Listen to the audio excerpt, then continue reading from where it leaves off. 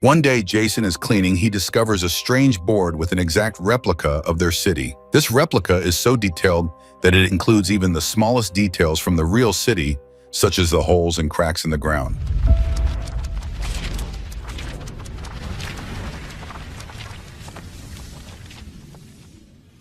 Just 1 year ago, the new mayor of Littleton, a small rural town, was killed in a car accident, according to front-page news in the area. The locals adored Trina because she led the vote that prohibited the expansion of a freeway, making the town more comfortable, famous, and appealing to tourists. She outvoted John Conley, a vocal supporter of the freeway extension, which would cut Littleton off from the main road and halt local traffic. Grant's death is likely to allow her rival to complete the construction of the new road. Trina's grieving husband is now receiving heartfelt condolences from family, friends, and the entire community. A year later, we see a rather bleak picture. Trash in the streets, closed signs in shop windows, and locals fleeing their hometown due to unemployment. Ironically, all of this occurs against the backdrop of the road sign, "Welcome to Littleton." As if nothing is wrong, the new mayor, John Conley, walks around town with his wife, greeting rare passers-by with a smile. One of these residents is a young man named Emilio. He goes up to Trina's widowed husband, Jason,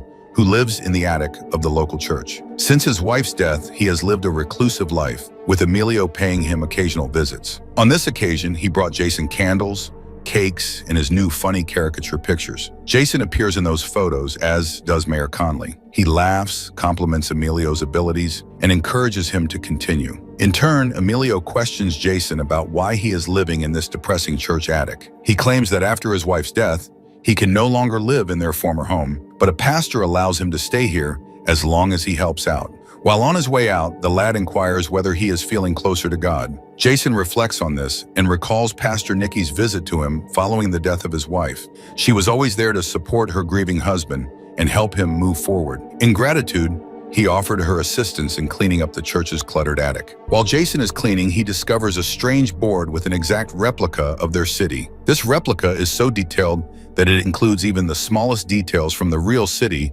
such as the holes and cracks in the ground. Jason notices a mechanism under the board and attempts to make it work. The gears begin to turn, a light illuminates the windows, and the town comes to life. Jason is ecstatic when he suddenly becomes shocked. After looking into the church's attic window, he notices his own tiny figure. This is exactly where he is now. Jason sprays water on their window to make himself more visible. As soon as he does this, he notices that it is actually drizzling outside the window. He quickly realizes what is going on. He sprays more water and watches as the rain outside intensifies. He puts out his hand, still unable to believe his own eyes. Jason later sits in a local restaurant and carefully listens to the customers' conversation about the rain, which was strange and appeared to be happening only in one location. The restaurant owner greets Jason and complains about a lack of customers due to the road construction. Despite this, she generously serves Jason coffee and instructs her son Emilio to paint the restaurant's facade. Emilio responds sarcastically, "This must certainly solve all of our current problems." Jason takes out his notebook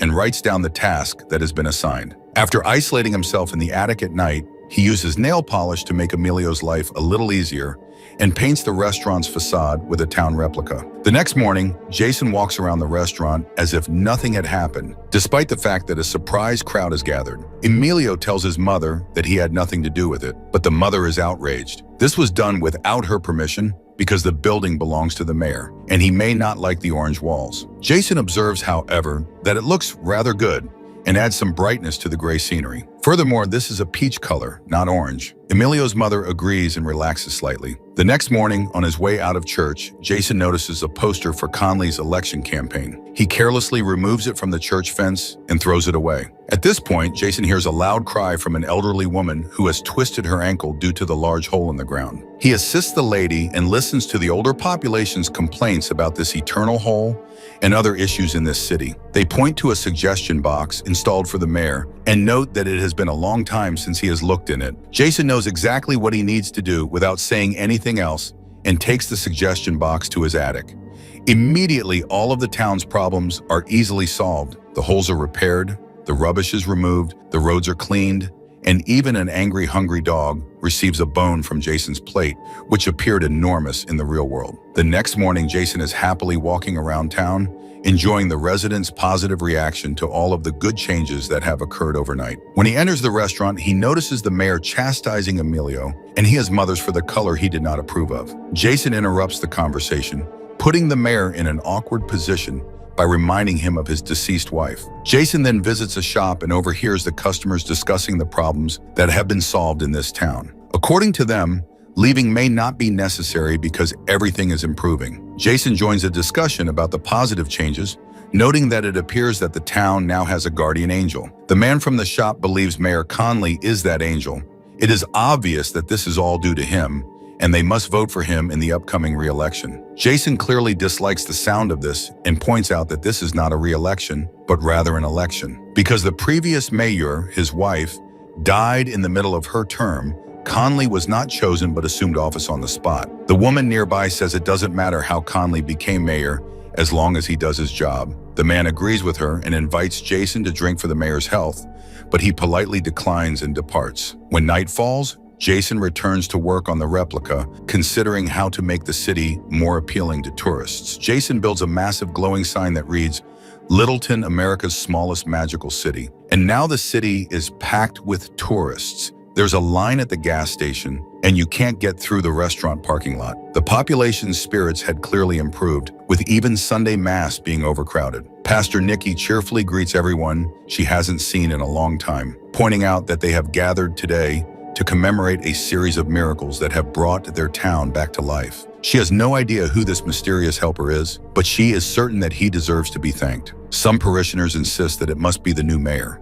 Conley's spouse asks her husband if it was really him, but he simply shrugs. The pastor claims that whoever it is has accepted responsibility for his friends, neighbors, and the entire community. This mysterious helper paints the buildings, repairs the roads, removes trash, and attracts tourists. Many people thank Conley, but Jason is dissatisfied with the situation. That night, Jason decides to punish the imposter by throwing a small stone onto the roof of his sports car. In reality, a massive meteorite falls from the sky, destroying Conley's car. Conley's scream is heard in the town center early in the morning. A crowd gathers in shock, wondering what the chances are of the meteorite landing exactly on his car. However, Conley does not believe it was an accident and suspects he is being bullied by someone in the town. Conley notices Emilio, who has been laughing hard, and takes out his notebook, where he finds a picture of his car with a stone on its roof. The mayor starts screaming and blaming the guy for everything, but his mother defends him and demands proof. People support them and decide to leave. But Conley delivers a passionate speech about his good intentions, restoring his people's goodwill. Jason notices Conley walking around on his own and decides to teach him a lesson by putting a huge spider on the replica. Emilio awakens to the sound of his powerful footsteps and looks out the window to see this enormous monster. Conley, who has no suspicions, hears loud footsteps, raises his head, and realizes that a massive creature is approaching him from around the corner. He falls and screams in terror, but the spider flies up into the sky in diapers, leaving Conley stunned and confused in the middle of the empty street. Meanwhile, Jason is completely satisfied as he places the spider back in its jar. The next morning, Conley walks with the pastor and complains to her about someone constantly testing his faith and trying to trick him. Conley then notices Emilio painting a large spider on the wall and grabs him, asking if he saw it tonight. The guy smirks, which irritates the mayor even more. In the evening, Pastor Nikki pays Jason a visit, but he stops her at the door to keep the replica hidden. She expresses concern about Jason's current state. According to her, things in the city are improving, and there are plenty of reasons to be optimistic. Jason asks the pastor not to give Conley credit because he is too selfish and greedy to help anyone. However, the pastor responds that anyone can return to the correct path. At night, Jason decides to improve the lighting by adding more light bulbs and signs, but the city's weak lighting system fails to keep up, and it falls into darkness. Residents of the town hold an emergency meeting in the church by candlelight to demand that the electricity supply be restored. The mayor describes the problems as serious. The city's power plant failed due to the new lighting. It will be repaired, of course, but it could take several weeks. One of the elderly women claims that she only lives because of the oxygen apparatus, which is powered by electricity. Others argue further, demanding that the mayor resolve the issue immediately.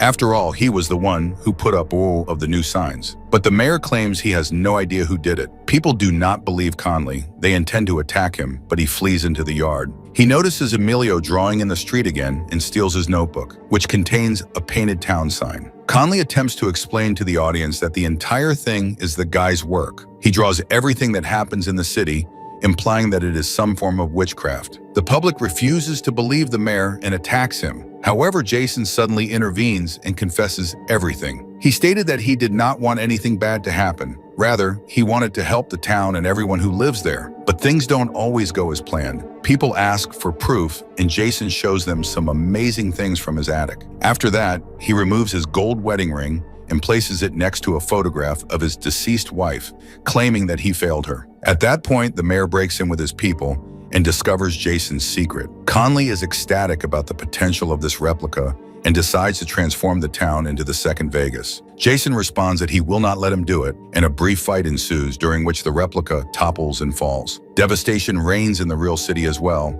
and the residents are now contemplating how to rebuild everything. Looking at his massive wedding ring in the middle of the street, Jason reassures the residents that they already have the resources to do so.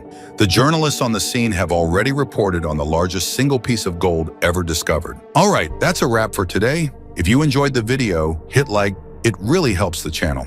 Leave a comment with your thoughts and don't forget to subscribe and turn on notifications so you never miss an update. Thanks for watching and see you next time.